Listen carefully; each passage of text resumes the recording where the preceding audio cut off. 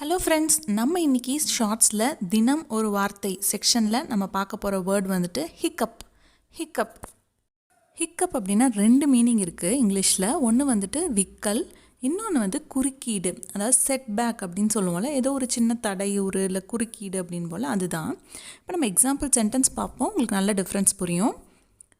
I got the hiccups. I got the hiccups, அதாவது எனக்கு விக்கல் எடுத்துச்சு. இப்போது நெக்ஸ்ட் சென்டென்ஸ் பார்ப்போம். There has been a slight hiccup in our email system. இதோட மீனிங் பார்த்திங்கன்னா, எங்களோட இமெயில் சிஸ்டத்தில் ஒரு சின்ன தடையூறு ஏற்பட்டுருச்சு அப்படிங்கிறது தான்.